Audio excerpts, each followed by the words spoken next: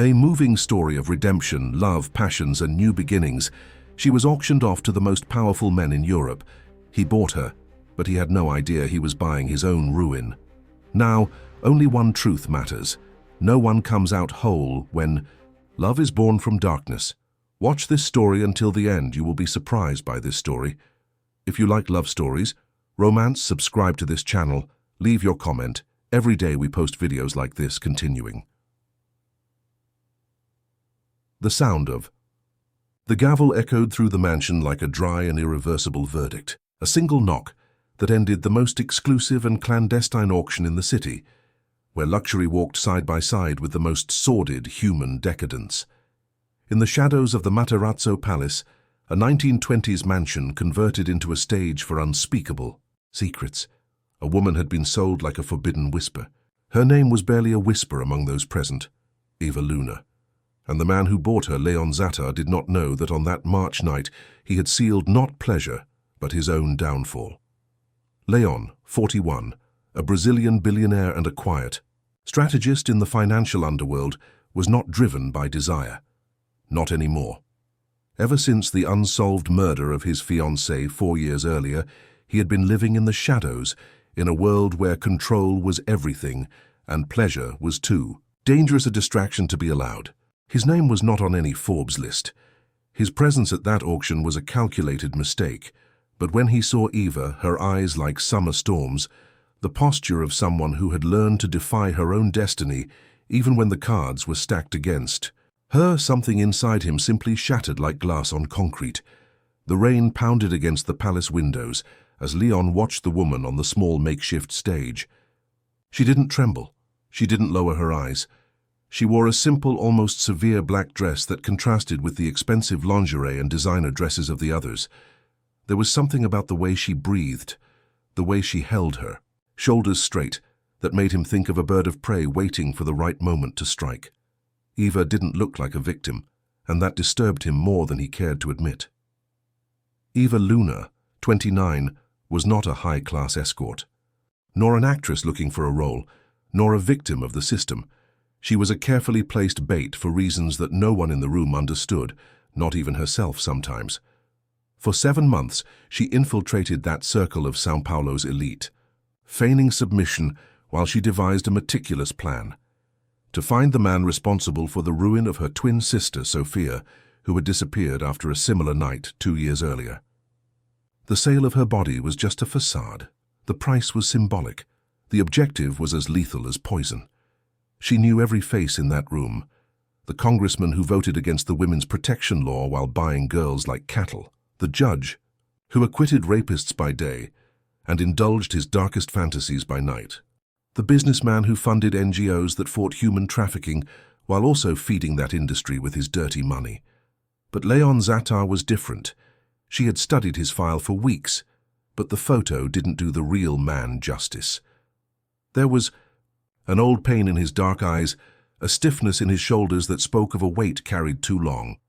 When the auctioneer, a thin man with an unidentifiable foreign accent, announced her name, Eva felt her stomach tighten. It was time. 7 months of preparation, of humiliation, of pretending to be something she wasn't, had all led to this night. She needed access. She needed information. She needed revenge. Lot number 7, the man said. Eva, 29 years old, from Salvador, with no known family ties. The lie slipped easily from his lips.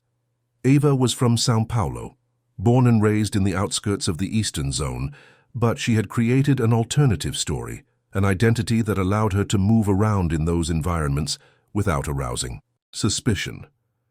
Starting bid, 50,000 reais. The bidding started low, almost respectful. Eva knew the game. The men present knew that this was not just a financial transaction, but a ritual of power, a demonstration of status. The highest bidder was not buying just a night. He was buying the fantasy of completely possessing another human being, even if only for a few hours. Leon remained silent for long minutes, just observing. He shouldn't be here. He had promised himself that he would never set foot in a place like that again after what happened to Marina. But sometimes life pushes you back to the places you tried to escape from. and Leon was learning that some circles are impossible to escape completely. Marina Benedetti, his fiancée, was found dead in a luxury hotel in Barra da Tijuca 4 years ago. The police filed the case as suicide, but Leon knew it was a lie. Marina was investigating an influence peddling network involving politicians, businessmen, and judges. In their last conversation 2 nights before her death, she said she was close to discovering something big, something that could bring down very powerful people. They never spoke again. 200,000, said a deep voice from the back of the room. Eva recognized the man, Carlos Drummond Neto, heir to one of the largest fortunes in Brazilian agribusiness and known in his inner circles for his specific and violent tastes. 300,000, countered another, a federal judge whom Eva knew was involved in at least 3 different corruption schemes. The price kept rising, but Eva kept her eyes fixed on Leon. There was something about him that intrigued her, a contradiction she couldn't decipher. He seemed to be there and somewhere else at the same time, as if part of his mind was reliving memories he'd rather keep buried. 500,000, Leon said finally, his voice cutting through the air like a blade. It was the first time he had spoken since entering the room, and everyone turned to look at him. There was a natural authority in his presence, something that made the other men feel smaller, less important. The silence that followed was tense. 500,000 reais was a lot of money, even for those people. It was also a declaration of intent that went beyond the financial. It was Leon Zatter saying that he wanted this woman and that he was willing to pay whatever price was necessary to have her. Eva's heart raced, but she kept her face impassive. This was the moment she had been planning for months. If she could pique Leon's interest, she would gain access to the inner circle of that network. Leon was known for his discretion, but he was also known for his connections. If anyone knew what had happened to Sophia, it would be him. 550,000, Carlos Drummond tried, but his voice had lost its previous confidence. Leon turned to him, and the look they exchanged lasted only a few seconds, but it was enough. Carlos lowered his eyes and leaned back in his chair, admitting defeat without words. 500,000 reais once, the auctioneer said. Twice. He paused, looking around the room for any last-minute bids. Sold. The sound of the hammer echoed again, and Eva knew that the first part of her plan had worked. Now came the hard part, gaining Leon Zatter's trust without losing her own soul in the process. Leon approached the stage, and Eva got to see him up close for the first time. He was tall, about 6 feet, with black hair that was slightly graying at the temples and a neatly trimmed beard that didn't quite hide the hard line of his jaw. He wore an impeccable Italian suit, but it was the way he moved that caught the eye, every step calculated, every movement economical, as if he were always ready to attack or defend himself. "My name is Leon," he said when he was close enough for only her to hear. "And you don't need to be afraid of me." Eva almost smiled. If he knew who she really was, perhaps he should be the one afraid. But instead, she lowered her eyes, as was expected of her, and murmured, "Eva, sir." "Just Leon," he corrected, and there was an unexpected gentleness in his voice. "Let's get out of here." The transfer process was quick and discreet. Eva grabbed her small bag, which contained only the essentials, fake documents, a regular cell phone, and a key that no one else knew what it was for. Leon led her out of the palace, where a black BMW X6 was waiting for them with its engine running. The rain had eased to a light drizzle, and the streets of São Paulo looked washed out and melancholy in the yellow light of the street lamps. Eva got into the car and smelled the Italian leather mixed with Leon's masculine cologne. It was a good smell, comforting in a way that made her uncomfortable. She couldn't allow herself to feel comfortable around him. "Where are we going?" she asked as Leon adjusted the GPS. "My apartment," he replied without looking at her. "It's safe there." "Insurance of what?" Leon finally turned to face her, and Eva saw something in his eyes she hadn't expected. Vulnerability. "People like the ones in that room," he said. "They're not kind." Eva wanted to laugh at the irony. He was trying to protect her from the very people she had spent months studying, planning to destroy. But there was something in the sincerity in his voice that made her hesitate. Maybe Leon Zatar wasn't exactly what she thought he was. Leon's apartment was on the top floor of a building in Villa Madalena, and Eva immediately understood why he felt safe there. Access was controlled by 3 different security systems. There were discreet but present security guards, and the panoramic view of the city allowed him to see any suspicious movement in the streets below. The interior space was large but not ostentatious. Classically designed furniture, Brazilian artwork on the walls, a library that looked like it had actually been used. It was the kind of space that spoke of refined taste without shouting about money.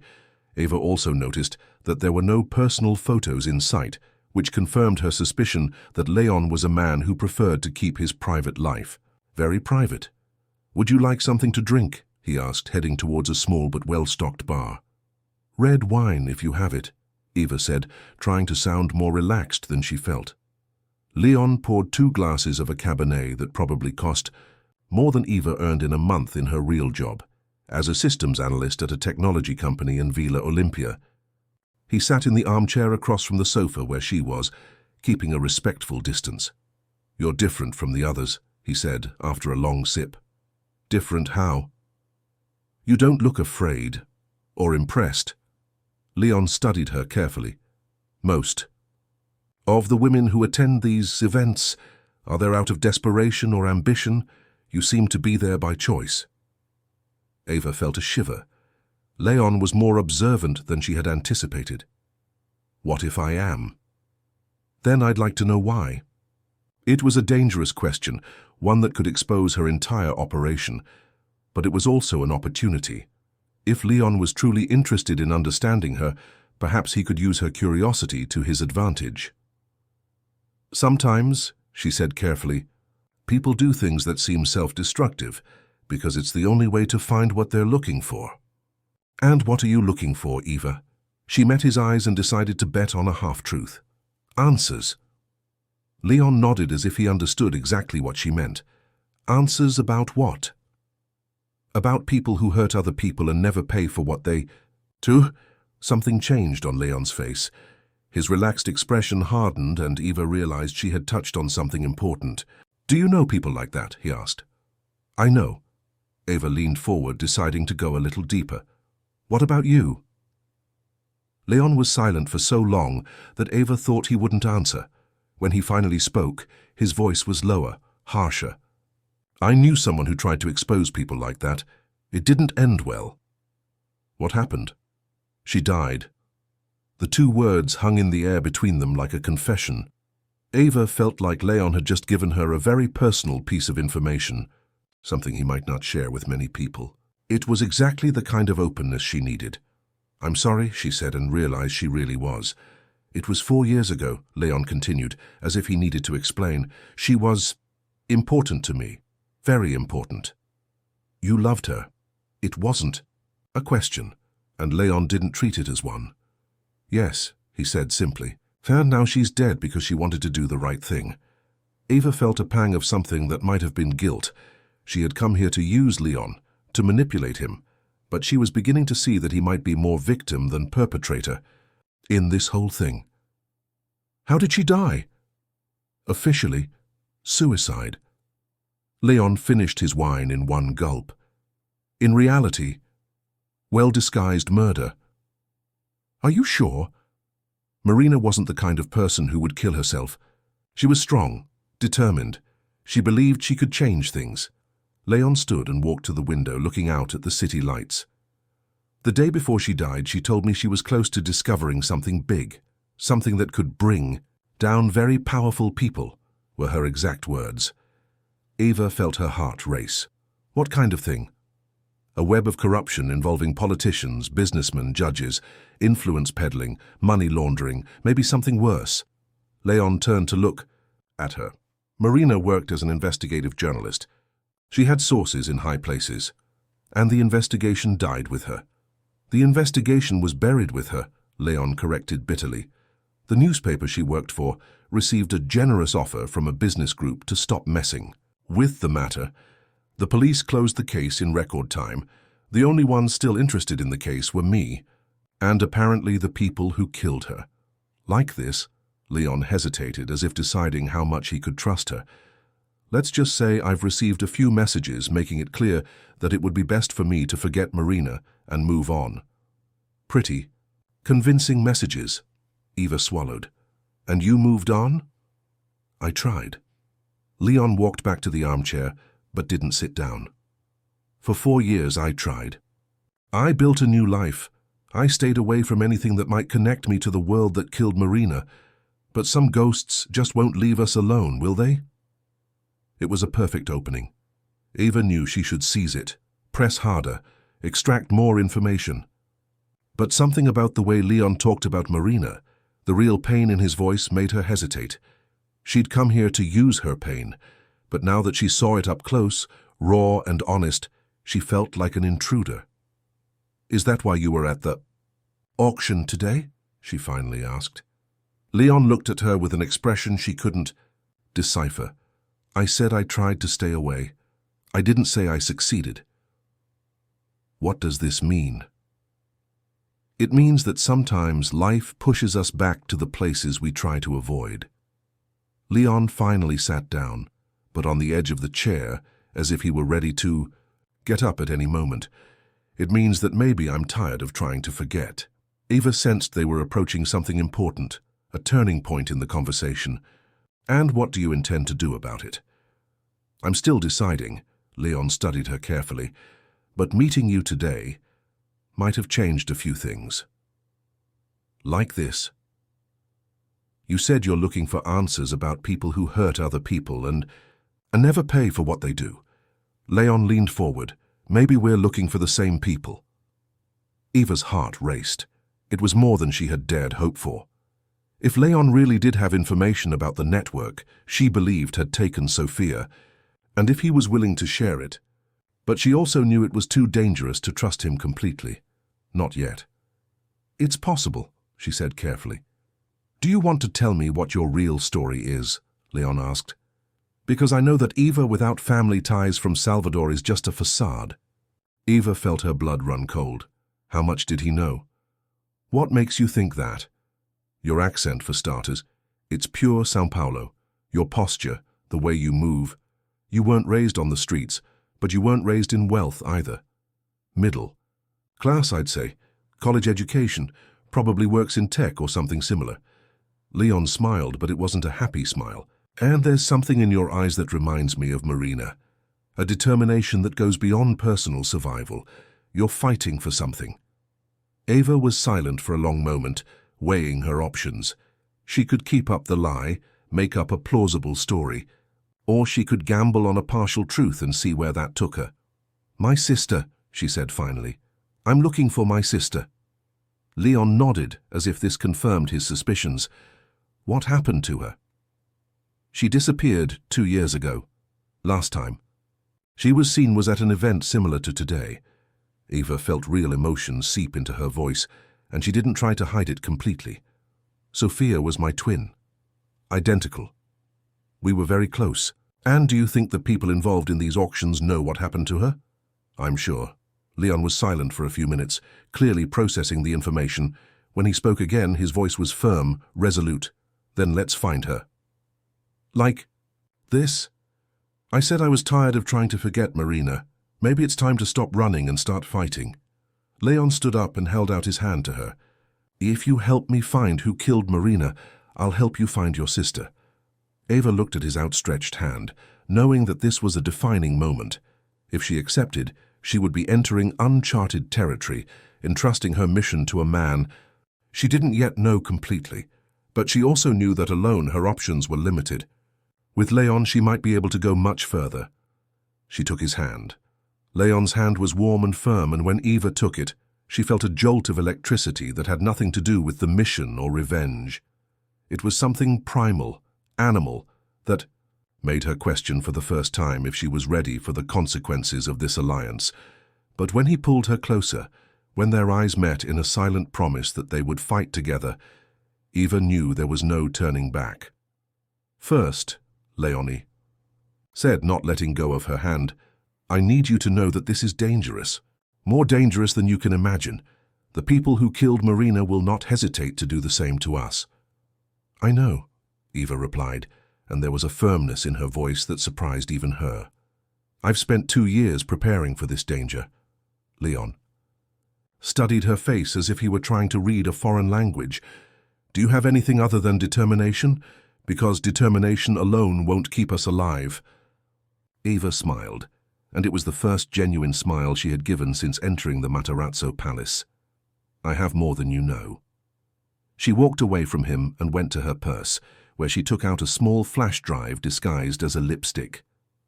7 months undercover were not in vain. I have names, dates, financial transactions, compromising photos of at least 15 different men. Senators, deputies, judges, businessmen. Leon took the device, impressed. "How did you manage to do this?" "Without being discovered. I'm a systems analyst in real life. I know how to hack phones, how to install viruses on computers, how to access banking systems without leaving a trace." Eva sat down on the arm of the chair, suddenly looking much more at ease. "And I've learned that powerful men get incredibly careless when they think they're dealing with a defenseless woman." "Did you record them?" "I recorded, I photographed, I copied files. For 7 months I pretended to be exactly what they expected me to be, and they gave me access to information that could bring down the government." Leon shook his head, clearly re-evaluating who Eva really was. "You're much more dangerous than I thought. And you ain't seen nothing yet." There was something in the way she said it, a predatory confidence that made Leon feel a shiver of excitement mixed with apprehension. Eva Luna was neither a victim nor a damsel in distress. She was a hunter, and he was beginning to suspect that she might be as much his mate as his prey. "Show me what you've got," he said. Eva plugged the USB stick into Leon's laptop, and over the next hour they sifted through a trove of compromising information. There were audio recordings of politicians discussing bribes, photographs of judges in sexual situations with minors, bank transfers connecting reputable businessmen to international money laundering networks. "My God," Leon muttered as he saw our spreadsheet of names and values. "This is enough to bring down half the National Congress." "Exactly. And here," Eva pointed to a specific file, "is the connection to the auctions. They're not just about sex or power. They're about creating blackmail material. Every purchase is filmed, catalogued, archived for future use." Leon felt his stomach churn. "Was Marina investigating this?" "I think so. Look here." Eva opened another file, a list of names with dates next to them. Marina Benedetti appears here, 3 days before she died, not as a participant but as a target neutralized. Leon's expression hardened to concrete. Seeing Marina's name on that list, reduced to just 2 cold clinical words, caused something very dark to awaken inside him. Who else is on that list? Eva scrolled down the screen, and they both saw dozens of names. Journalists, activists, dissident politicians, people who had somehow become inconvenient to the network. And there, about 3 lines below Marina's name, was Sophia Luna, containment accomplished. Eva stopped breathing for a moment. "Containment," she repeated, as if the word were poisonous. "What does containment mean?" Leon leaned forward to examine the screen more closely. "Let's find out." He clicked on Sophia's name, and a file opened with detailed information: date of birth, social security number, address, employment history, and at the bottom, a note that made Eva's blood run cold. Subject relocated to Facility Alpha. Status, active conditioned. Facility Alpha, Eva murmured. "She's alive." "It is, but—" Leon hesitated, clearly reluctant to continue. "But what?" "Actively conditioned can mean a number of things, none of them good." Eva stood up abruptly, walking to the window. The lights of São Paulo spread out endlessly ahead, an urban constellation that suddenly seemed hostile and alien. "Explain." "Conditioning, brainwashing, drugs. They may have changed her, made her forget who she was before." The words hit Eva like physical blows. For 2 years, she had sustained herself with the hope that Sophia was simply hiding somewhere, waiting to be rescued. The possibility that her twin sister might have been transformed into someone else, was something she had never seriously considered. "We have to find that facility Alpha," she said, her voice shaking slightly. "Eva," Leon approached her, placing a gentle hand on her shoulder. "You need to be prepared for the possibility that the Sophia you find might not be the same Sophia you lost." Eva turned to face him, and Leon saw tears forming in her eyes for the first time since they'd met. "She's my twin. We're identical, but we've always been opposites in everything. She was the impulsive one, I was the cautious one. She was the dreamer, I was the practical one. She believed the best in people, I always expected the worst." A tear ran down her cheek. "But we were one person, split into two bodies. If they changed her, if they broke her..." Leon pulled her into his arms without thinking, and Eva didn't resist. She allowed herself a few seconds of vulnerability, a few seconds where she didn't have to be strong or calculating or vengeful. She was just a desperate sister who had lost her other half. "We'll get her back," Leon said, his voice a low, fierce promise against her hair. "No matter what happened, we'll get her back." Eva quickly finished dressing, her mind already working on the implications of Roberto's death. "We have to get out of here. If they killed Roberto because they suspected he might talk to us, then they know we're investigating." "Where are we going?" "Safe place. I know one." Eva picked up the flash drive and laptop. "And we're going to need to change our strategy." "Like this?" "We can't investigate subtly anymore. They know we're onto them." Eva turned to Leon, and there was a fierce determination in her eyes. "It's time to force their hand." "What do you have in mind?" Eva smiled, and Leon felt a shiver. "Let's do something they don't expect." "What would it be?" "Let's surrender." Leon looked at her as if she had gone crazy. "What do you mean, turn us in?" "They want to stop us because they think we know something. Let's make them believe we know a lot more than we actually do." Eva started walking toward the door. "And when they come for us, we'll be ready." "This is a suicide plan." "No," Eva said, pausing in the doorway and looking at him over her shoulder. "It's a desperate plan, and desperate people do things that cautious people would never do." Leon followed her, knowing he was about to plunge deeper into a situation that was already far beyond his control. But looking at Eva, seeing the absolute determination in every line of her body, he found that he didn't care. If she was willing to risk everything to save her sister, he was willing to risk everything to help her. And perhaps, in the process, find some redemption for Marina. They left the apartment together, unaware that they were already being watched. From the building across the street, a man in a dark suit lowered his binoculars and picked up his cell phone. "They're moving," he said in an emotionless voice. "I confirm execution of the next phase." The hunt had officially begun. Eva's safe place was an abandoned warehouse in the Muka region, hidden among decommissioned factories and warehouses that bore witness to São Paulo's industrial era.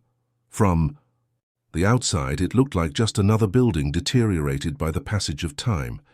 Inside, it was an operations center that would impress any professional hacker. "How did you manage that?" Leon asked, taking in the multiple screens, silent servers, and arsenal of electronic equipment Eva had set up there. 2 years of preparation," she replied, turning on the systems one by one. "When Sophia disappeared, I knew I needed a base of operations that no one could track. I bought this place through a shell company, set it up using fake identities, created a completely isolated network." Leon walked among the equipment, impressed by the sophistication of the operation. "You did all this yourself?" "Not exactly." Eva hesitated for a moment. "I had help from someone." "Who?" "Someone you'll be meeting soon." Eva finished booting up the systems and turned to him. "But first, I need you to understand exactly what we're going to do." Leon sat down in a swivel chair, preparing to hear the plan Eva had mentioned. "I'm listening." "They killed Roberto because they believed he could give us information. That means 2 things. First, they know we are investigating. Second, they are afraid of what we might find out." "Right. Now, if they really believe we know something dangerous, they will try to silence us permanently. But if they think we know everything, that we have enough evidence to destroy them completely, then they will want to capture us alive to find out where we have hidden this evidence. Leon began to understand the logic. And you want them to capture us? Exactly. Because once we're inside their operation, we'll have access to information we'd never get from the outside. Eva leaned forward. They're going to take us to Facility Alpha, to Sophia. What if they just kill us? They won't, not right away. Eva turned on one of the screens, showing a detailed analysis she had prepared. These people are Methodists. They don't leave loose ends. If they think we have evidence hidden somewhere, they'll want to know where before they eliminate us.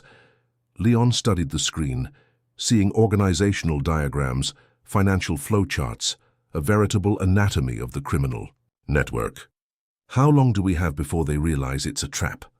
Enough to find Sophia and collect enough evidence to destroy the entire operation. Eva paused. I hope. That's not exactly the most comforting plan I've ever heard. Do you have a better alternative? Leon was silent for a moment, weighing his options. Actually, I do. He stood and walked to one of the windows covered by metal shutters. We could just hand over everything we have to the press, the federal police, the prosecutor's office. Let the authorities deal with it. Eva laughed, but there was no humor in the sound. Leon, look at this list. She pointed to one of the screens. Do you see how many judges, prosecutors, sheriffs, and journalists are on it? Half of the authorities you mentioned work for them. The other half are on their payroll. Not everyone can be corrupt. True. But can you tell which ones are honest and which ones are bought? Can you be absolutely certain that the person we give the evidence to won't just make it disappear and eliminate us afterwards? Leon knew she was right. The extent of the corruption they had uncovered was so widespread that trusting the official system would be like gambling with one's life. Okay, he said finally, we'll do it your way, but I want some assurances. What kind of guarantees? First, we have an escape plan. Something that will get us out of there if things get out of hand. I already have it, Eva confirmed. Monday. If anything happens to me, you promise that you will continue, that you will find Sophia and destroy these people, even if I'm no longer here to help. Eva looked him in the eye, seeing the absolute seriousness in his expression. And the third guarantee? That when this is all over, we'll talk about what happened last night. The mention of the sex they had had made Eva feel a familiar warmth in her lower belly. She had tried not to think about it this morning, focusing on the mission, but the truth was that she couldn't forget the feeling of Leon's hands on her skin, the intensity of that moment. Leon. I know this isn't the time for this, he interrupted. I know we have more important things to worry about, but I need you to know that it wasn't just sex for me, and I hope it wasn't just sex for you either. Eva felt something tighten in her chest. It wasn't. So when we get out of this alive, we'll find out who we really are to each other. Before Eva could respond, a metallic sound echoed through the shed. Someone was opening the back door. Leon immediately stood in front of Eva, tense and ready to fight, but she calmed him down with a gesture. Relax. It's the person I mentioned. The figure that emerged from the shadows was a woman of about 50, with grey hair pulled back in a severe bun and dark, practical clothing. There was something military in her posture, an economical precision in her every movement. Eva, the woman said, nodding in greeting. Leon, this is Colonel Helena Santos, retired from the military police. Helena, this is Leon Zatar. Leon reached out his hand, but Helena didn't take it immediately. Instead, she studied him with practiced eyes, assessing him as if he were a potential threat. Zatar, she repeated. Like the ambassador. My father, Leon confirmed. Helena's expression hardened. Then we have a problem. Why? Eva asked, clearly surprised by the reaction. Because Ambassador João Carlos Zatar has been on our list longer than any other name. The silence that followed was heavy. Leon felt as if the ground had disappeared beneath his feet. What do you mean, on our list? Helena finally shook his hand, but there was a coldness in the gesture. I want to tell you that your family has been under investigation by the intelligence service for 3 years. Unofficially, of course. What kind of investigation? Money laundering, influence peddling, connections to international criminal organizations. Helena walked over to one of the screens and began typing in data. Your father uses his diplomatic position to facilitate illegal financial transfers. Diplomatic immunity makes him virtually untouchable. Leon sat down heavily in a chair. Do you have any proof? A few. Not enough for a formal conviction, but enough to know he's in it up to his neck. Helena turned to Eva. That's why when you told me you were going to work with him, I said it was a bad idea. Wait, Leon interrupted. You already knew about me before last night? Eva avoided his eyes. Helena helped me map out all the bidders for the auctions. Your name appeared on a list of potential targets a few months ago. Targets for what? For elimination, Helena said dryly. Eva had a plan to kill all the men responsible for her sister's disappearance. You were on the list. Leon felt like he had been stabbed.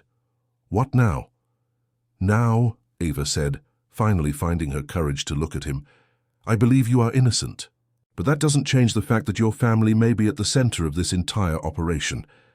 Leon ran his hands over his face, trying to process all the information. In less than 24 hours, he had discovered that his family was involved in an international criminal network, that the woman he had originally made love to was planning to kill him, and that everything he believed about his own life was potentially a lie. Leon, Eva said softly, I know this is a lot to take in. You were going to kill me, he interrupted her. If you hadn't changed your mind last night, you would have killed me.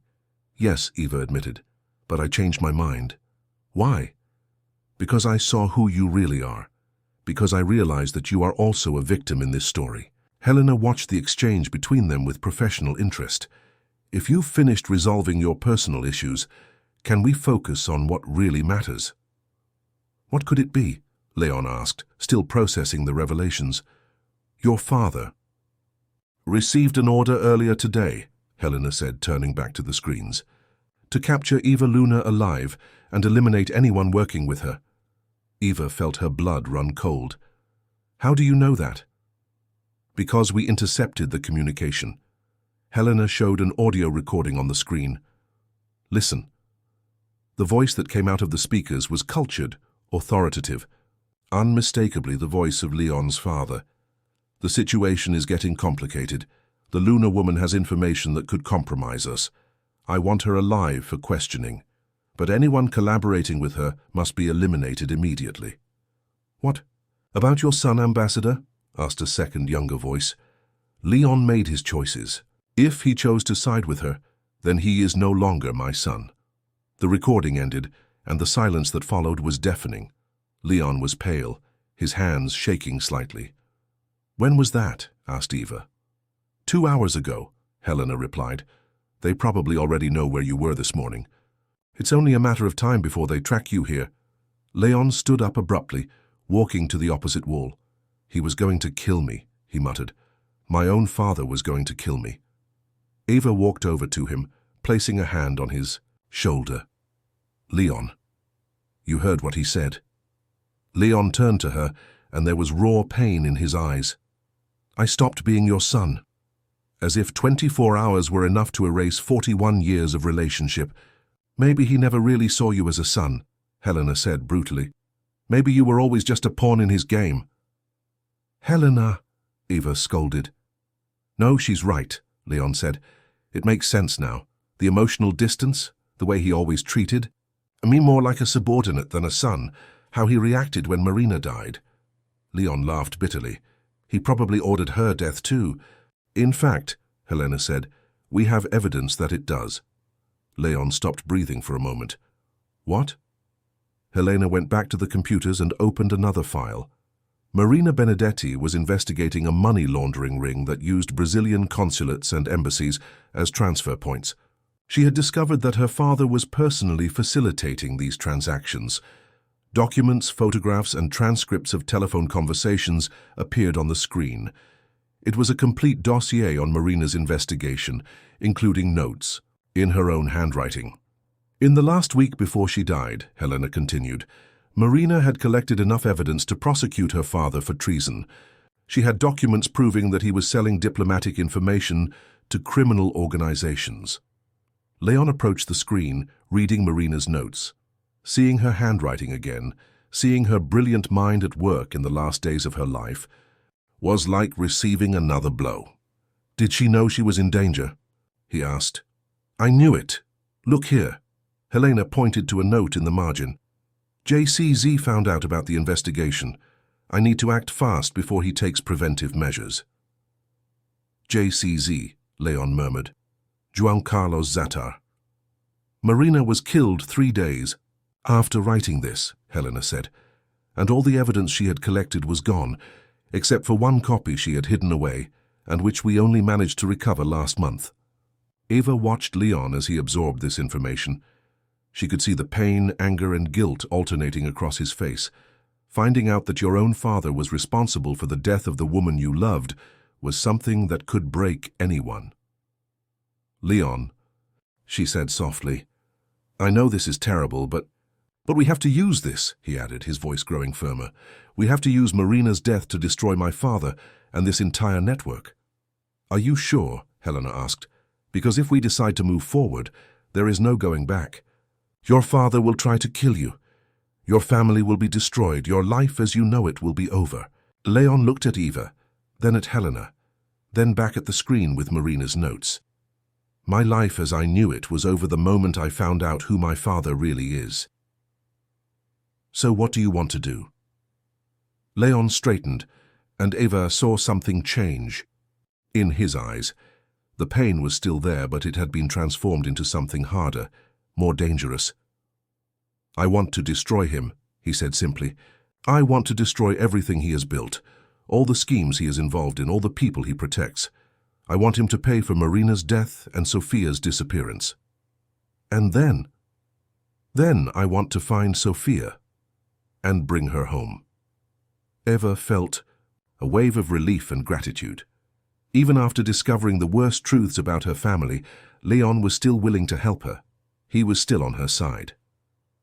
"Then let's modify the plan," Helena said, turning back to the computers. "Instead of just giving in, let's provoke them. Let's make them come to us in a situation where we can control the variables." "How?" asked Eva. "Leon will call his father." "That's crazy," Eva protested.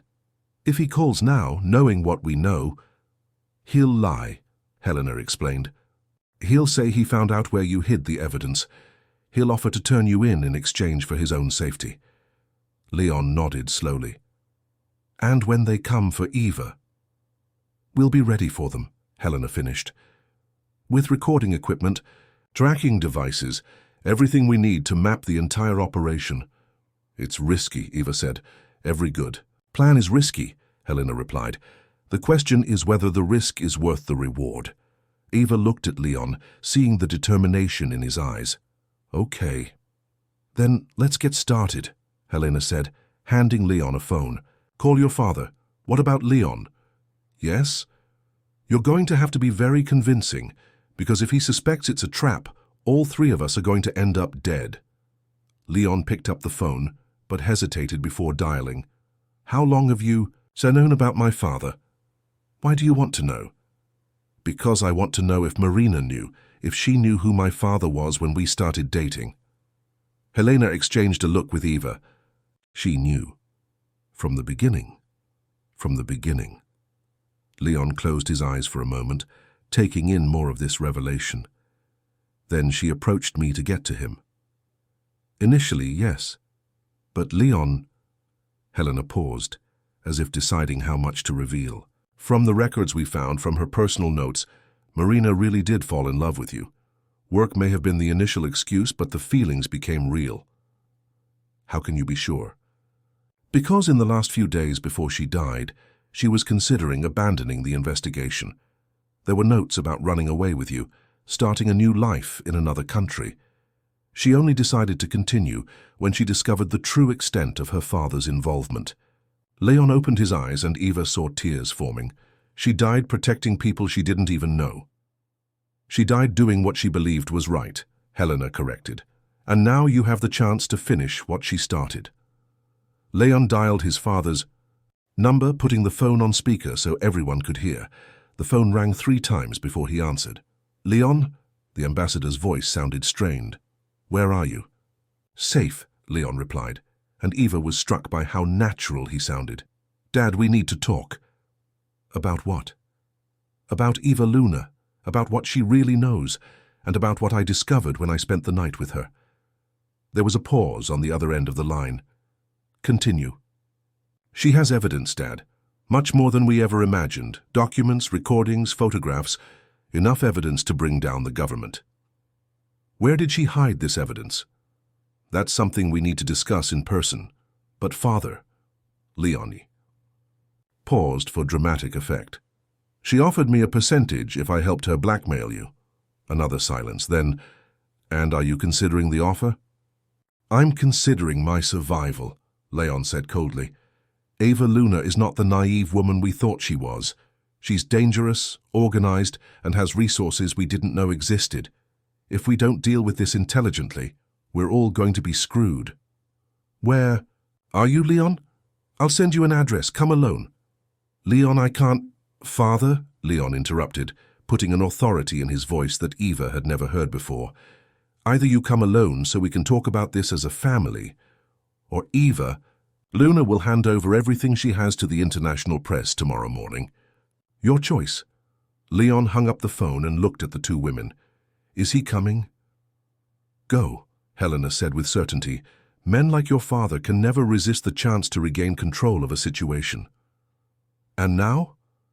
Eva walked over to him, taking his hands in hers. Now we wait, and when he arrives we can start to put an end to all this.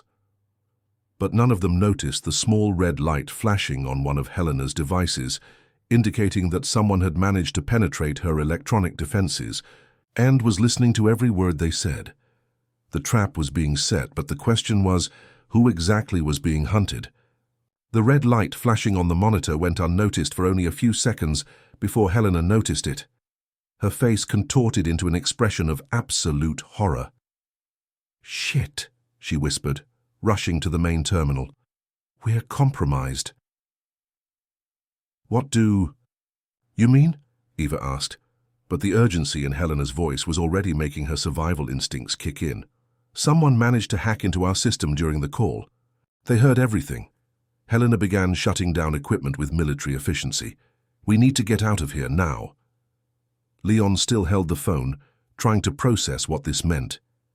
My father. Your father knew it was a trap before he even answered the phone, Helena said, packing hard drives into a tactical backpack, which means they're already on their way. As if his words were an invocation, the sound of approaching engines echoed outside. These were no ordinary cars. The deep synchronized roar indicated armored vehicles, probably military SUVs. How many? Eva asked, already moving to grab her own essential equipment. Helena glanced at the external security monitors before the first bullet destroyed them. At least 6 vehicles, 40 men, maybe more, full military gear. Back exit, Leon suggested. Blocked, Helena confirmed, checking other cameras. They've got the whole block. Surrounded. The first shot rang out through the metal wall of the warehouse with a deafening boom. It wasn't a pistol shot. It was heavy weaponry, probably assault rifles. Down! Helena shouted, pushing Eva and Leon behind a reinforced metal bench. A hail of bullets tore through the space they had been in seconds before, shattering monitors, puncturing servers, turning 2 years of Eva's painstaking work into smoking wreckage. Is there a way out they don't know about? Leon asked, shouting to be heard over the noise of the gunfire. There is, said Helena, but you won't like it. She pointed to a ventilation grate in the floor, partially hidden beneath one of the counters. Sewer tunnel, connects to the city, system 2 blocks away. Eva looked at the grill and then at her expensive clothes. Wonderful. A loudspeaker crackled outside, and the cultured, familiar voice of Ambassador Juan Carlos Zata filled the warehouse. Leon, he said, every word thick with fatherly authority and feigned disappointment. I know you're in there. You have 5 minutes to come out with your hands up alone, and maybe we can work this out as a family. Leon felt something dark and bitter forming in his chest. Even at that moment, Even though he knew he had been discovered, his father was still trying to manipulate him using family ties. "What if I don't leave?" Leon shouted back. "Then I will assume that my son died the moment he decided to betray his own family, and I will treat you as I treat all traitors." Helena already had the grate open, revealing a dark tunnel that smelled exactly how you'd expect a sewer to smell. "We need to go, now." "Wait," Eva said, picking up one of the few pieces of equipment that had survived the firefight. "Long-range transmitter. I can use this to track where they came from. If I can intercept their communications—" "Eva, we don't have time," Helena protested. But Eva was already working, her fingers flying over the device's tiny keyboard. "Just 30 more seconds. If they have that kind of coordination, that kind of equipment, it means they've come from a central base, a base that could be—" "Facility Alpha," Leon added, understanding immediately. "Exactly. If I can hack their communication system—" Eva trailed off, her eyes widening as she stared at the small screen. "I did it." "What? They're not communicating through normal channels. They're using an encrypted diplomatic frequency." Eva showed Leon the screen. "Your father is coordinating this operation directly from the Brazilian consulate." Leon felt like he had been punched in the stomach. "He's using diplomatic resources for criminal operations. And here," Eva continued, scrolling through the intercepted data, "GPS coordinates for where the captured assets should be taken." Helena looked over Eva's shoulder to see the coordinates. "This is in Guarulhos, industrial area near the airport." "Facility Alpha," Eva murmured. A new speaker joined the ambassador's voice, this one with an accent that Leon recognized immediately. "Leon," the new voice said, "do you remember me? Dr. Marcus Veal, your advisor at the university." Leon remembered. Dr. Marcus had been his professor of international economics, a brilliant man who always seemed to know more about the world than he let on. Leon had trusted him, had even considered Marcus a more present father figure than his own father. "Marcus is alive," Leon murmured. Marina had mentioned that Marcus had died in a car accident 2 years ago. "Not only alive," Marcus said through the speaker, "but very interested in talking to you about your current girlfriend, especially since we have someone here she'd really like to see." Eva stopped breathing. "Sophia." "That's right," Marcus continued. "Sophia Luna is fine. She's healthy, and she's eager to talk to her sister. Though she may not be exactly the person Eva remembers." "They're trying to provoke us," Helena said. "They want us to leave of our own free will." But Eva had already stood up, ignoring the sporadic gunshots that still echoed around the warehouse. "If they have Sophia there—" "Eva." "No," Leon pulled her back behind the protection. "It's exactly what they want. What if this is the only chance I have to see her?" "Then let's go there," Leon said with a determination that surprised even him. "But let's go in a way that gives us some advantage." Helena looked at the two of them as if they had gone mad. "Do you want to voluntarily give yourselves to them?" "No," Leon said. "We want to get there before they wait." Eva understood immediately. "The sewer tunnel." "Exactly. They'll wait for us to escape. When they realize we've escaped, they'll go back to base thinking they've missed their chance, but we'll be waiting for them." Helena shook her head. "It's suicide." "It's the only chance we have to catch them all together," Eva insisted. "If we let this opportunity pass us, they're going to kill you both." Leon looked at Eva, and something passed between them, a silent understanding, an acceptance of the consequences. "Maybe, but if we don't try, other people will die. And Sophia—" He didn't finish the sentence, but he didn't need to. Helena sighed, acknowledging that she couldn't dissuade them. "Okay, but let's do this right." She grabbed 3 bulletproof vests from a camouflage closet. "If we're going to die, at least let's die well protected." Descending through the sewer tunnel was even worse than Eva had imagined. The water, if you could call the dark, viscous substance water, was ankle-deep and the smell was indescribable. But they moved quickly, following Helena through the underground labyrinth that connected this industrial part of the city. "How Do you know these tunnels? Leon asked as they emerged into a wider gallery. Military work, Helena replied. When you spend 20 years dealing with urban operations, you learn to use every inch of the city's infrastructure. They walked in silence for another 15 minutes before Helena stopped at an iron staircase that led to another grate above them. Where are we? Asked Eva. 3 blocks from where you're going to die, Helena said dryly. Last chance to change your mind. We won't change our minds, Leon said. But Helena, I want you to know, if something happens to us, make sure the evidence gets to the right people. What right people? Half the government works for them. So the international press, Interpol, someone who is beyond their reach. Helena nodded. Consider it done. When they emerged above ground, they were on a side street in an industrial district in Guarulhos. The international airport was close enough that they could hear the occasional roar of planes taking off. The area was a mix of warehouses, abandoned factories and empty office buildings, the kind of place where people could disappear without anyone asking questions. Eva checked the GPS on the device she had saved. Facility Alpha is 2 kilometers away. How did we get there without being detected? Leon asked.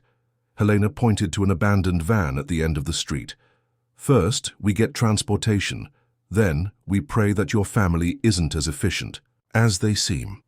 15 minutes later, they were driving through the industrial zone toward the coordinates Eva had intercepted. The van smelled of stale cigarettes and motor oil, but it worked, which was all that mattered. There, Eva said as they turned a corner, that complex. The building that loomed before them was impressive in an ominous way. 3 stories of concrete and dark glass, surrounded by a high fence topped with barbed wire. There were visible guards at the gates and security cameras at every corner. A discreet sign out front read simply, Renovatio Medical Research Institute. It doesn't look like an interrogation facility, Leon observed. The best ones never do, Helena replied. I bet if you did some research, you'd find out that it's officially a legitimate research facility. It might even have some real projects to keep up appearances. Eva was studying the building through binoculars Helena had brought. Movement in the parking lot. 3 SUVs arriving now. It's them, Leon confirmed, recognizing the vehicles that had surrounded the warehouse. Then we got here before them, Helena said. That gives us maybe a 10-minute head start. Enough for what? To enter. Eva turned to her. What? The place is completely protected. Helena smiled for the first time since they had met. You forget that I spent 20 years invading places. I didn't want invaded. Helena's strategy was surprisingly simple. Rather than trying to penetrate the external security, they would pose as employees. Helena had noticed that a small group of people in white coats were regularly exiting through a side entrance, probably doctors or technicians taking smoke breaks. When the next group leaves, she explained, we go through the same door before it automatically closes. What if there is biometric access control? Asked Eva. So we improvised. They waited crouched behind a dumpster until 2 men in white lab coats came out of a side door. Helena moved with military speed and precision, reaching the door, just as it was about to close. Inside, the Renovatio Institute looked exactly like it said it would, a modern, well-equipped medical center. Clean hallways, the smell of disinfectant, the kind of environment that inspired confidence. Where to now? Leon whispered. Eva was consulting the device she had used to intercept the communications. The signal is coming from underground. 2 floors below. They found a service elevator and descended, each floor revealing an environment that progressively less resembled a medical facility and more like a military installation. On the second basement level, the walls were bare concrete. The lights were harsh fluorescents and armed men patrolled the hallways. Different rules down here, Helena muttered. They hid in a cleaning closet while a patrol passed by. Eva took advantage of the moment of silence to check the signal again. The transmitter is coming from there, she said, pointing down the hall. Room 247. What if it's a trap? Leon asked. Then we'll find out soon enough. Room 247 was protected by a steel door with an electronic lock, but Eva managed to hack the system in less than 2 minutes. When the door opened, they found not a cell or interrogation room, but a luxurious, well-furnished office. And sitting behind the desk, as if waiting for them, was Dr. Marcus Veal. "Leon," Marcus said, smiling as if it were a social gathering. "It's good to see you again, and you must be Eva." He turned to her with clinical interest. "Sophia talks about you a lot." "Where is she?" Eva demanded. "Here, pretty close, actually." Marcus stood and walked over to a plate glass window that dominated one wall of the office. "Want to see it?"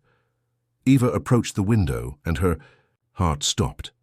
On the other side of the glass was a medical observation room, like the ones used for surgeries. And at the table in the center of the room sat a woman who was physically identical to Eve in every way, except for the eyes. Sophia's eyes were empty. Not dead, but absent, as if the person who used to live behind them had simply gone away. "What did you do to her?" Eva whispered. "We've improved her," Marcus said proudly. "We've removed the traumatic memories, the problematic emotional attachments, the destructive thought patterns. Sophia is now an optimized version of herself." Leon looked out the window and felt bile rise in his throat. "You lobotomized her." "Nothing so dramatic. We use much more sophisticated techniques, psychological conditioning, advanced pharmacology, targeted brain stimulation. Sophia retains all her cognitive abilities, but now she serves a greater purpose." "What purpose?" Eva asked, her voice shaking with suppressed anger. "The same purpose you'll soon serve," Marcus said. "Sophia now works for us. She recruits other women into the program. It's extremely effective. People trust her because she seems genuinely happy with her new life." Eva stepped away from the window, facing Marcus with clenched fists. "You turned her into bait." "We freed her," Marcus corrected. "Sophia no longer feels pain, no longer worries about the past, no longer fears the future. She lives completely in the present, focused only on her tasks, which is to recruit other victims, which is helping other women find the same peace she found."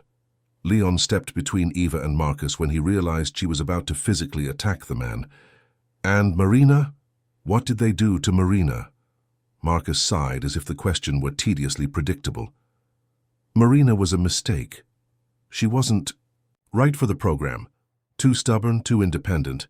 We tried standard conditioning, but she resisted. In the end, we had no choice but to eliminate her. You killed her." "I oversaw its elimination. Yes, it was necessary." Eva heard something explode inside her head. All the anger, all the pain, all the hatred that she had accumulated during 2 years of searching for her sister were concentrated in a single point of white fury. She moved faster than Leon could stop her, faster than Marcus could react. Her hands found his throat and she squeezed with all the strength she had. "Eva, no!" Leon shouted, trying to separate them. But before he could reach her, the office door opened and armed men walked in. "Let him go," a familiar voice ordered.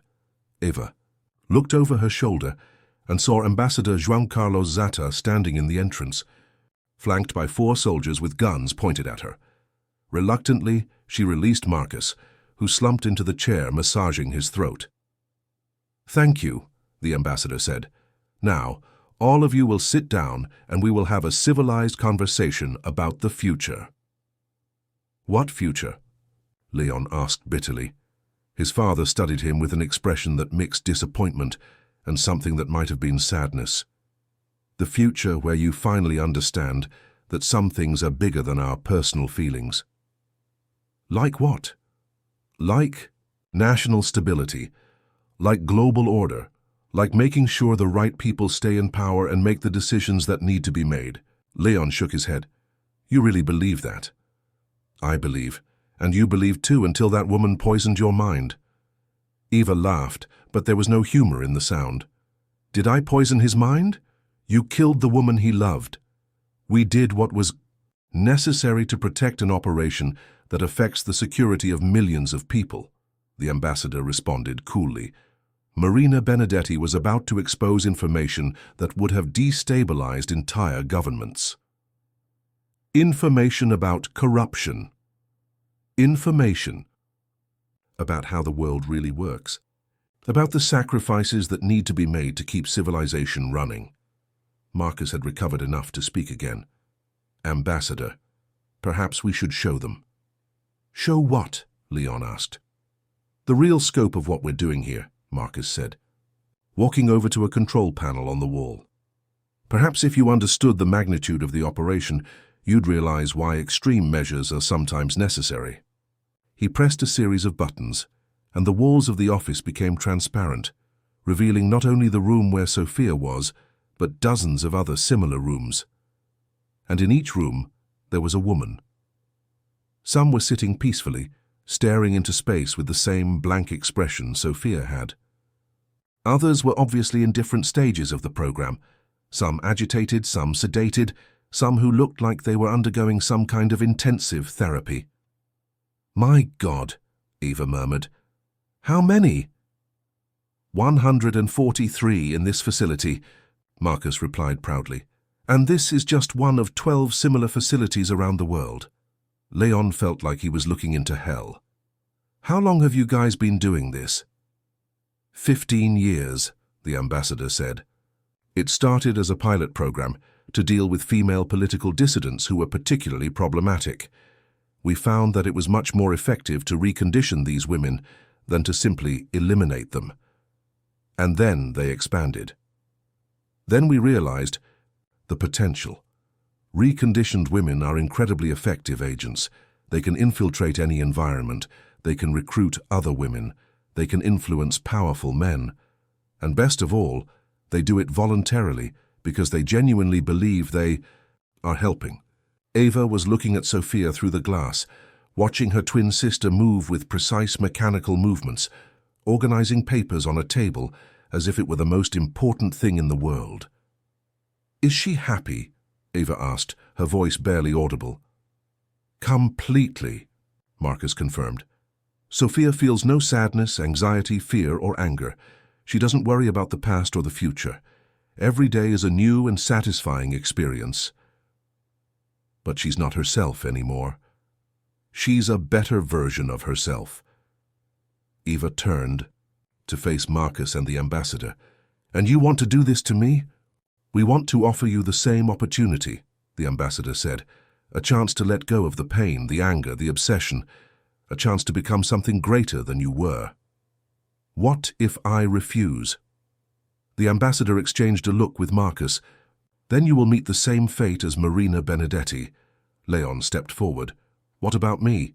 His father looked at him with an expression that might have been fatherly love, if it hadn't been so calculating. "You are my son, Leon. There will always be a place for you in the organization, if you choose to accept it. Even after all this, especially after all this, you've demonstrated resourcefulness, determination, loyalty. These are valuable qualities. Loyalty, I'm here trying to destroy you. You are here trying to save a woman you love. It is a noble impulse, even if misguided." The ambassador approached Leon. "Son, this woman is going to die either way. The only question is whether you die with her or whether you accept reality and join us." Leon looked at Eva, seeing the fierce determination in her eyes even though they knew they were defeated. He looked at Sophia through the glass, seeing what Eva would become if they failed. He looked at his father, seeing a stranger where there had once been a father figure, and he made his decision. "Dad," he said calmly, "go fuck yourself." The ambassador sighed as if Leon were a stubborn child who had disappointed him for the last time. "Marcus, proceed with both of them." But before the guards could move, Eva did something no one expected. She smiled. "The problem," she said, "is that you've underestimated one very important thing." "What would it be?" Marcus asked. "Helen." The exact moment Eva said the name, the lights went out. The darkness that enveloped Facility Alpha wasn't just an absence of light. It was the kind of strategic darkness that only someone with military experience could create. Within seconds, emergency lights flickered to life, only to be systematically destroyed by precise gunfire from multiple directions. Helena had not come alone. "What's going on?" Marcus shouted, his voice breaking in panic. "That," Eva said, her voice cutting through the chaos, "is what happens when you underestimate a military police colonel with connections in the national force."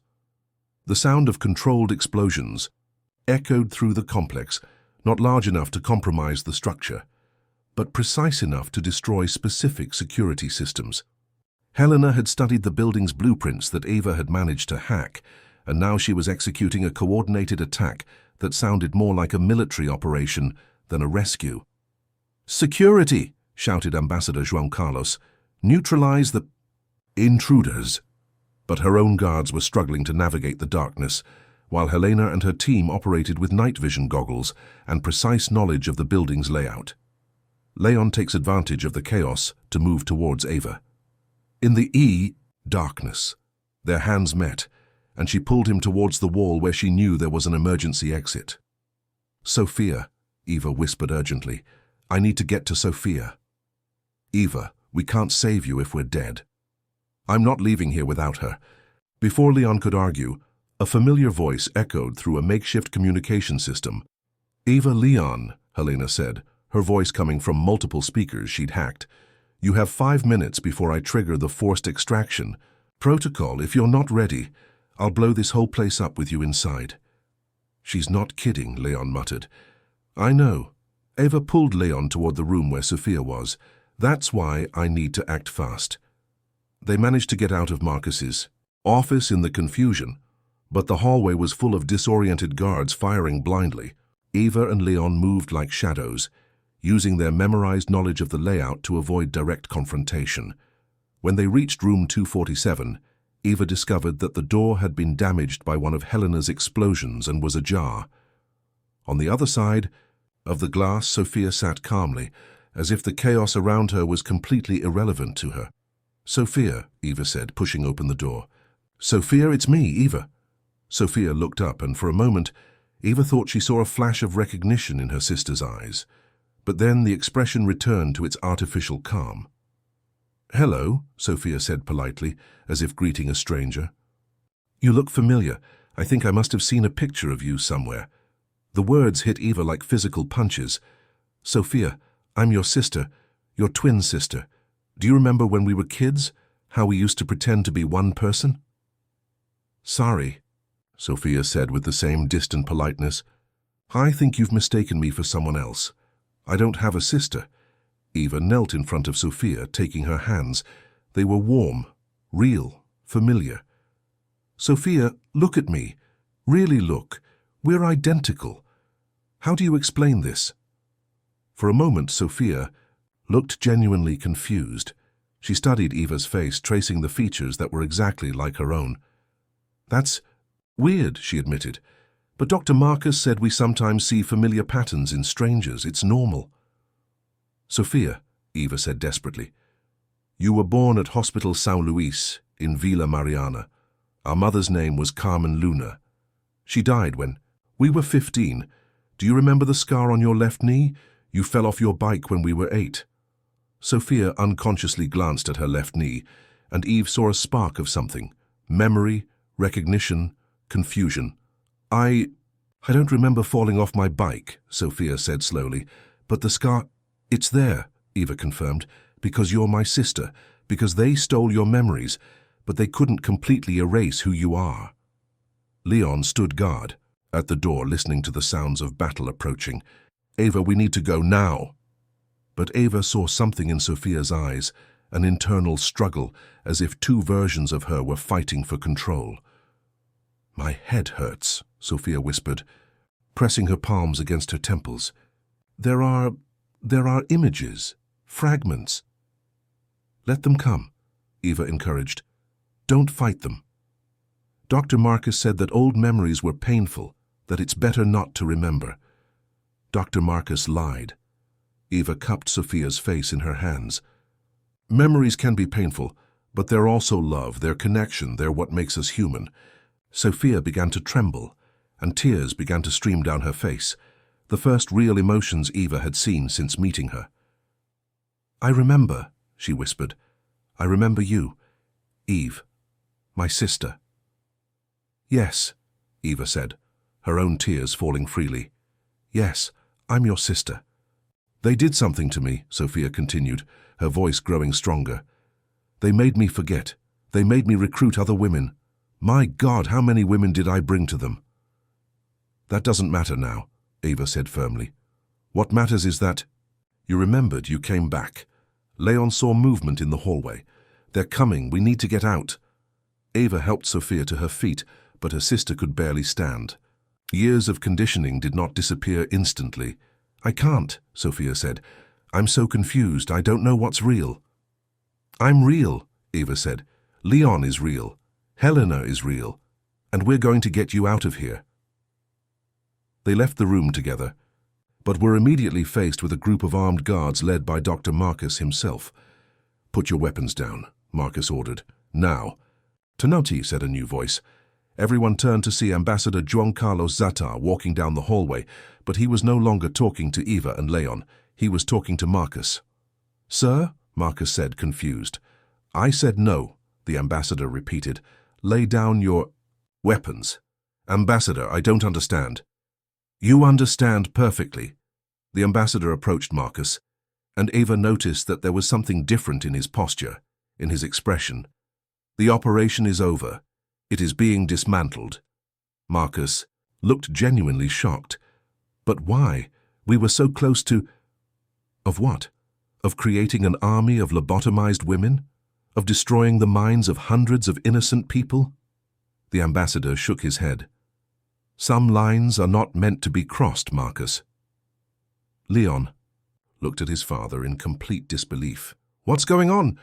The ambassador turned to his son, and Eva saw something she hadn't expected to see. Shame. What's happening, he said, is that a father finally realized he went too far. You're lying.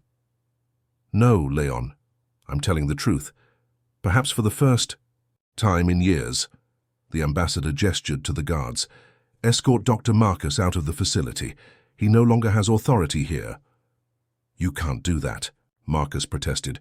We have agreements, contracts with international organizations. The contracts have been cancelled. The organizations have been notified. The ambassador turned to Eva. And you will be given all the evidence you need to ensure nothing like this happens again. Eva couldn't process what she was hearing. Why? Why did you change your mind? Because, the ambassador said, looking at Leon, when my son told me to fuck off 20 minutes ago, I realized he was right. I realized I had become something I couldn't even recognize. That doesn't make sense, Leon said. You killed Marina. You ordered the torture of hundreds of women. Yes, the ambassador admitted, and I'll have to live with that for the rest of my life, but I can try to do something right now. Sophia, who had been silent, suddenly spoke. You are Juan Carlos Zatar. Yes? I remember you. You visited the facility several times. You watched the procedures. The ambassador closed his eyes as if the words were knives. Yes. Why? Sophia asked.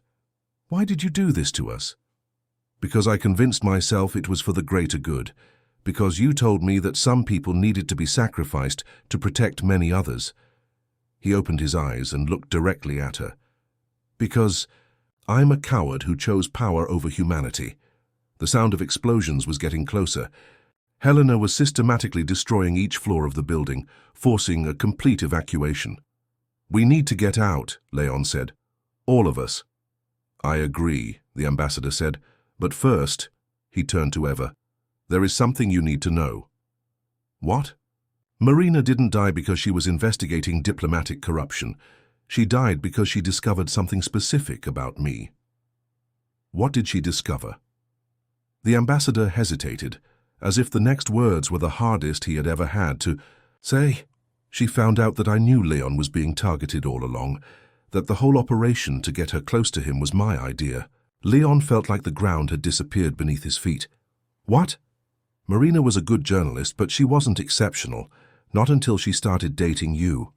Suddenly, she had access to information, to people, to places that she never would have gotten on her own. The ambassador looked at his son with a devastated expression. I was using her to get the information I wanted through you. You orchestrated the relationship between us. Not the relationship itself, the feelings were real, but the opportunities she had, the sources that came forward, the documents she discovered, I facilitated all of that. Leon leaned against the wall. trying to process the magnitude of the betrayal. Why?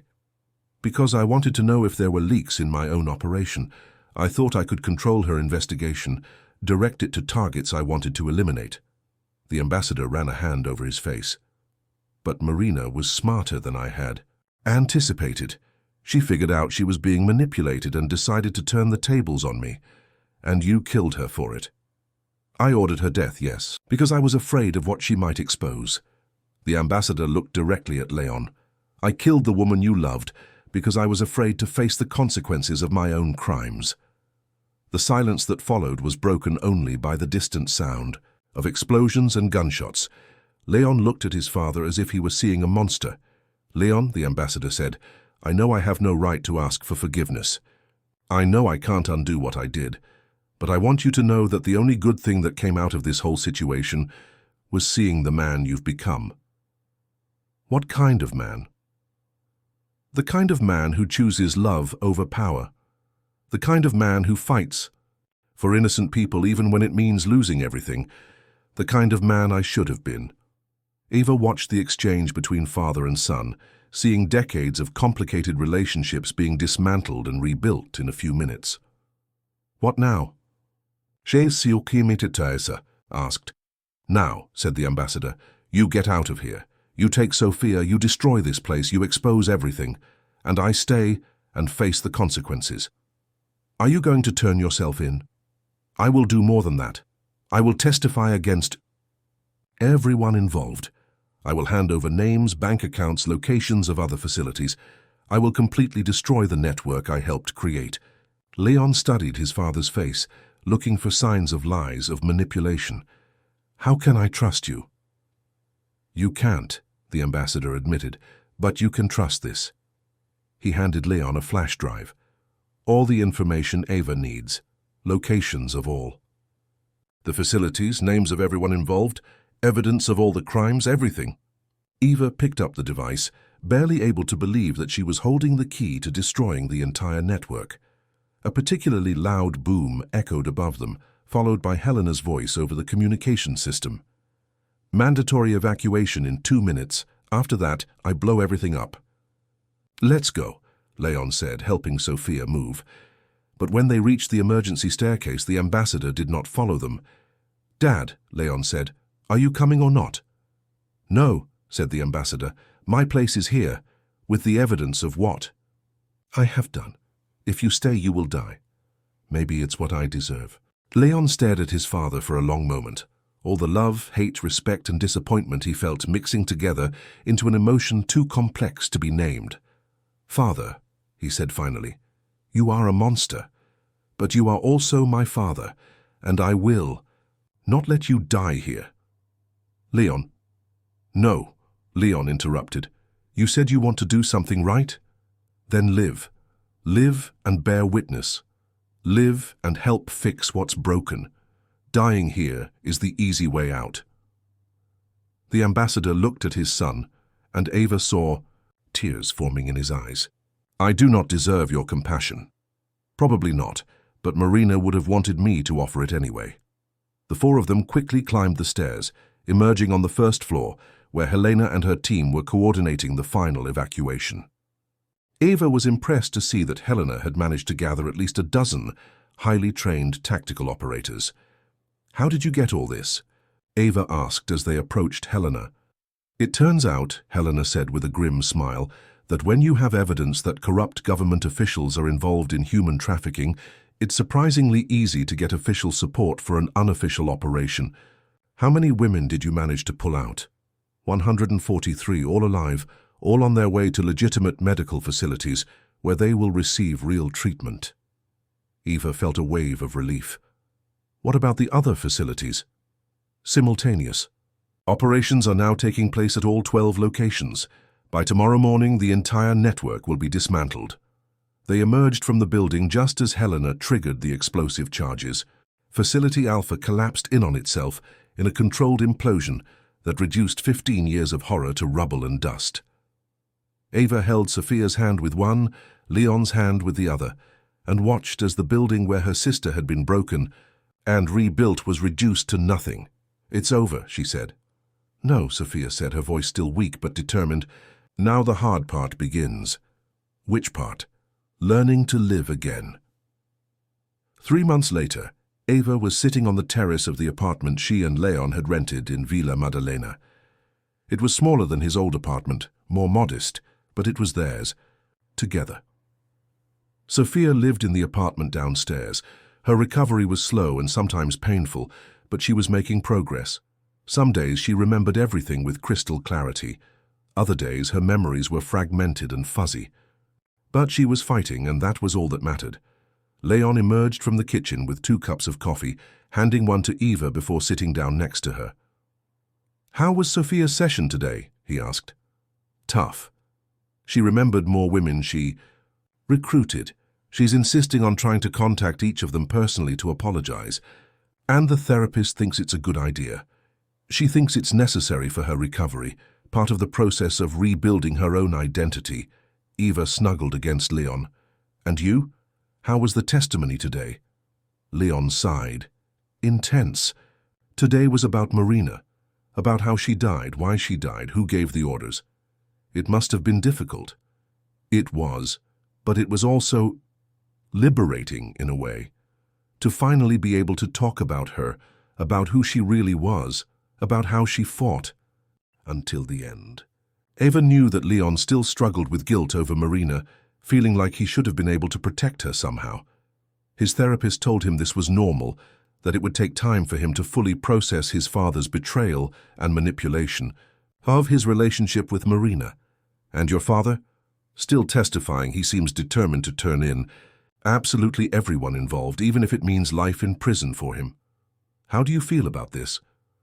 Leon was silent for a moment, contemplating the question. "Honestly? Relief. For so long I've carried this guilt of loving someone I suspected was a monster.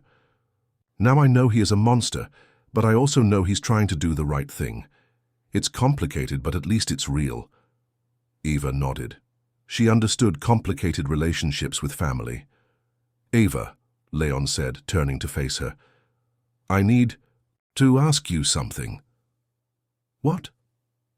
"In the beginning, when you were planning to kill me, if things had been different, if you hadn't changed your mind, would you really have done it?"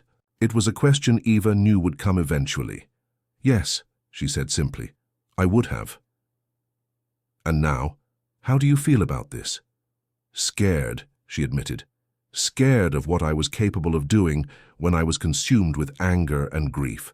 Scared of finding out what kind of person I might become if I lost you." Leon took her hand, intertwining their fingers. "You won't lose me." "How can you be sure?" "Because," he said, lifting her hand and kissing her fingers, "we've been through the worst that life can offer. We've survived betrayal, violence, loss. If it hasn't destroyed us by now, nothing will." Eva smiled. "That's very optimistic for someone who's been through everything we've been through. Maybe it is. Or maybe I've finally learned the difference between hope and naive idealism. What's the difference?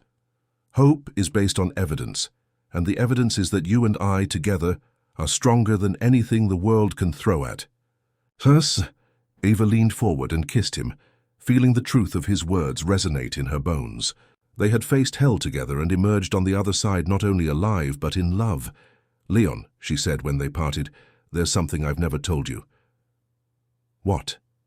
"That first night, after the auction, when we made love, it wasn't just sex for me. Even then, even when I was still planning to use you, some part of me was already falling in love." "How did you know?" "Because for the first time in 2 years I forgot about Sophia for a few hours. I forgot about the mission, the anger, the pain. There was just you and me, and that was enough." Leon pulled her closer. "What now?" "Now," Eva said, "I finally understand the difference between loving someone and being dependent on someone. I love Sophia because she's my sister, because we share a history. But I choose you because you make me want to be a better person. Even knowing everything you know about my family, especially knowing everything I know about your family, because it shows me who you really are. You could have taken the easy way out. You could have sided with them. You could have turned me in to protect your own position. But you chose, What was right even when it meant losing everything? Leon stood up, extending his hand to her. Come with me. Where to? Trust me. Eva took his hand and followed him into the apartment, through the living room and into the bedroom. But instead of stopping on the bed, Leon led her to the bedroom's balcony, which offered a panoramic view of the city of São Paulo. Leon. What? He knelt down. Eva felt her heart stop. Leon. Eva Luna, he said, pulling a small box from his pocket. I know we've only known each other for 3 months. I know we've been through enough trauma to last several lifetimes. I know we still have a lot of work to do to heal our wounds and help others heal theirs. Eva was crying before he even finished his sentence. But I also know, Leon continued, that you are the most courageous, determined, and compassionate person I have ever met. I know I want to spend the rest of my life fighting alongside you. I want to face any challenge that comes my way as long as it is with you. He opened the box, revealing a simple yet elegant ring with a solitaire diamond that caught the light from the city's lit windows. Marry me. Eva looked at the man kneeling before her, at the ring in his hands, at the city that spread out below them. 3 months ago, she had been a woman consumed by revenge, willing to kill to get her sister back. Now she was a woman in love who had found not only Sophia but herself. Yes, she said, laughing through her tears. Yes, Leon Zatar, I will marry you. He slipped the ring on her finger and stood up to kiss her, and when their cheeks met, Eva felt as if all the pain, all the anger, all the fear of the last 2 years was finally turning into something bright and hopeful. They were married 2 months later, in a small, intimate ceremony with only their closest people in attendance. Sophia was the maid of honor, Helena was the witness, and even some of the tactical operators who had participated in the rescue showed up to celebrate. Ambassador João Carlos Zata watched the ceremony via video conference from the prison where he was serving his sentence. When Leon asked if he had anything to say, he simply said, "Take care of her, son, and let her take care of you." Eva and Leon spent their honeymoon in the house they bought in Campos do Jordão, far from the city, far from bad memories, far from everything except the two of them and the future they were building together. Any regrets? Leon asked on the last night of their honeymoon as they lay in front of the fireplace. To marry you? Never. Give up revenge? Eva thought about it. For so long, anger had been what kept her going, what gave her life purpose. Letting go of it had been like learning to breathe in a whole new way. No, she said finally, because I've discovered that love is much more powerful than revenge. Revenge consumes you. Love completes you. Even when love is complicated? Especially when love is complicated. Leon pulled her closer. I love you, Eva Zata. I love you too, she said, still getting used to her new last name. Forever. A year later, they received a card from a woman named Patricia Santos, one of the women who had been reconditioned in one of the other facilities. The card simply said, "Thank you for helping me find my way back home." It was one of many cards they had received, one of the many lives they had been able to touch through their struggle. Eva kept them all in a special box in her office, reminders that the love she and Leon shared didn't exist in a vacuum. It was part of something bigger, something that was helping to heal the world one person at a time. Sophia was living independently, now working as a counselor for trauma survivors.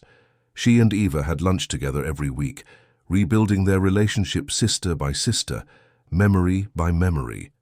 Leon had used his fortune to establish a foundation that helped women who had been victims of human trafficking. It was his way of honoring Marina and all the other women who had suffered because of his family's crimes. And Eva had discovered that her true talent was not for revenge or destruction, but for reconstruction. She used her hacking skills to help international organizations track down trafficking rings, to help survivors recover their stolen identities, to ensure that stories like hers and Sophia's would never happen again.